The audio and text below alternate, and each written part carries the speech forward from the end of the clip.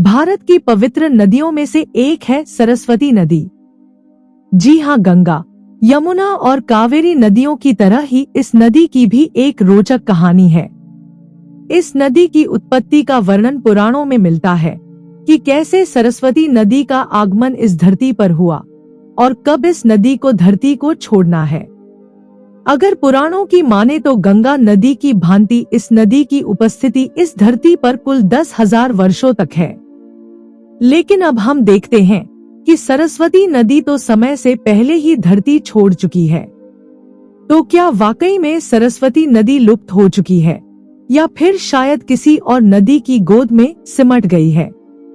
तो आइए जानते हैं सरस्वती नदी से जुड़े कुछ रोचक तथ्यों के बारे में। सरस्वती नदी को पुराणों में एक विशेष स्थान प्राप्त है। इस नदी को देवी की तरह पूजा जाता है।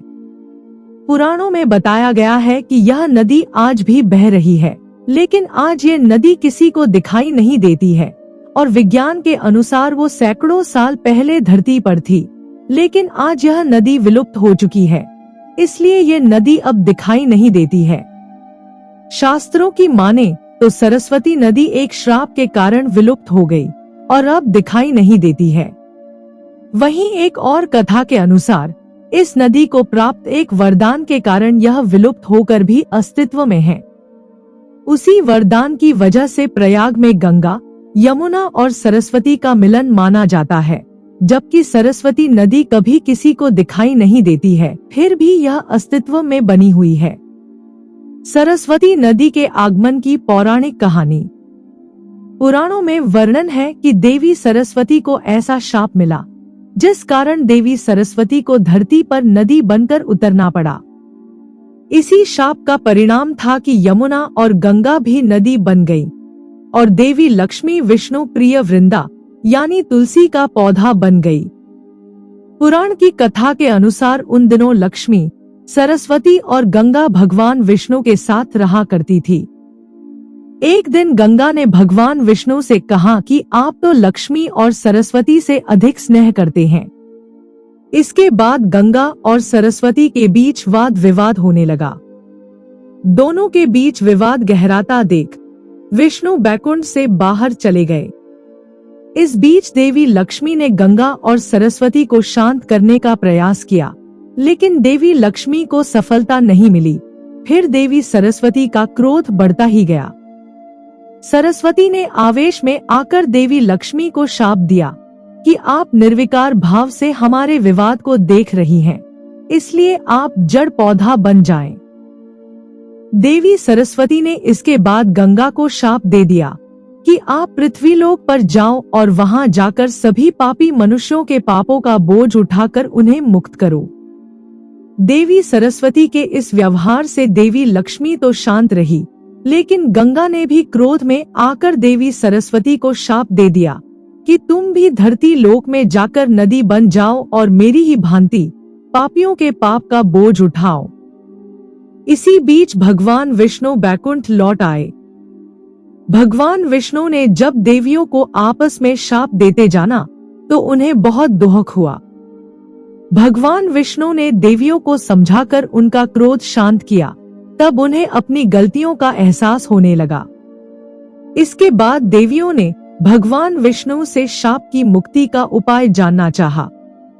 भगवान विष्णु ने कहा कि शाप का फल तो आपको भोगना ही पड़ेगा, लेकिन कलयुग के 10,000 वर्ष पूरे होने के बाद आप सभी देवियां पृथ्वी से अपने लोक में आकर वास्तविक स्वरूप में आकर मिल जाएंगी।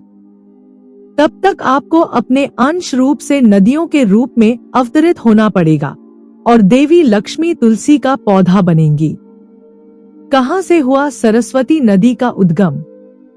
महाभारत में मिले एक वर्णन के अनुसार सरस्वती नदी हरियाणा में यमुनानगर से थोड़ा ऊपर और शिवालिक पहाड़ियों से थोड़ा नीचे आदि बद्री नामक स्थान से निकलती थी।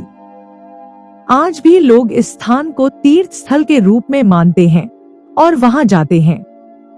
लेकिन आज आदि बद्री नामक स्थान से बहने वाली नदी बहुत दूर तक नहीं जाती। एक पतली धारा की तरह जगह जगह दिखाई देने वाली इस नदी को ही लोग सरस्वती नदी मानते हैं और उसे पूजते हैं। वैदिक और महाभारत कालीन वर्णन के अनुसार इसी नदी के किनारे ब्रह्मावर्त था, लेकिन आज वहाँ कुछ जलाशय हैं। आज भी कुरुक्षेत्र में ब्रह्मसरोवर या पहवा में इस प्रकार के अर्धचंद्राकार सरोवर देखने को मिलते हैं, लेकिन ये भी सूख गए हैं। भारतीय पुरातत्व परिषद के अनुसार सरस्वती का उद्गम उत्तरांचल में रूपण नाम के हिमनद से होता था। रूपण ग्लेशियर को अब सरस्वती ग्लेशियर भी कहा जाने लगा है। कई वैज्ञानिक खोजों से पता चला है कि एक समय ऐसा था जब सरस्वती नदी के आसपास के स्थानों में भूकंप आए और जमीन के नीचे के पहाड़ ऊपर उठ गए और सरस्वती नदी का जल पीछे की ओर चला गया। वैदिक काल में एक और नदी दृषद्वती का वर्णन भी आता है।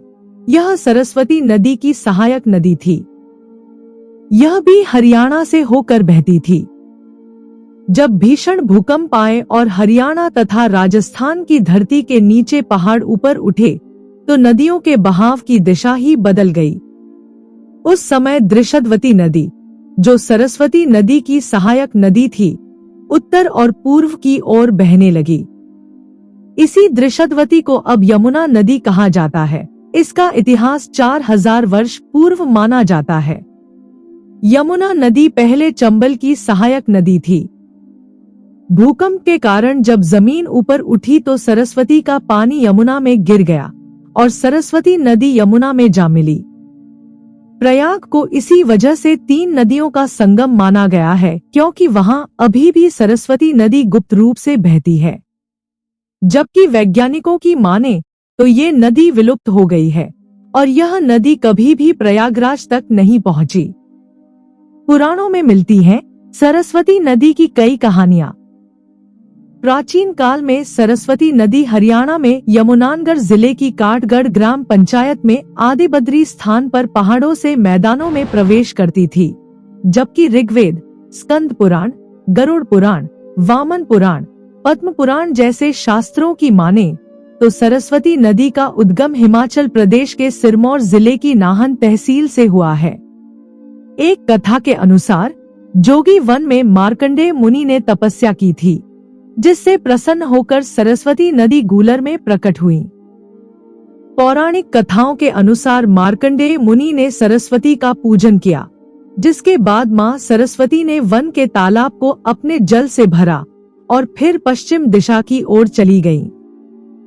लेकिन अगर सरस्वती नदी के अस्तित्व की बात की जाए तो अलग अलग शोध बताते हैं कि इसके अस्तित्व को शास्त्र, पुराण और विज्ञान सभी ने माना है। एक रिसर्च में ये बात कही गई है कि लगभग 5500 साल पहले सरस्वती नदी भारत के हिमालय से निकलकर हरियाणा, राजस्थान व गुजरात में लगभग 1600 किलोमीटर तक बहती थी और अंत में अरब सागर में विलीन हो जाती थी। अन्य पवित्र नदियों की ही तरह आज भी सरस्वती नदी की मौजूदगी को नकारा नहीं जा सकता है और पवित्र नदियों की बात की जाए तो गंगा और यमुना के साथ सरस्वती नदी की पूजा भी की जाती है। तो यह थी देवी सरस्वती की नदी बनने की कहानी और साथ ही इस सवाल का जवाब भी कि आखिर सरस्वती नदी कहाँ लुप्त हो गई। हमें आशा है कि यह वीडियो आपको पसंद आया होगा।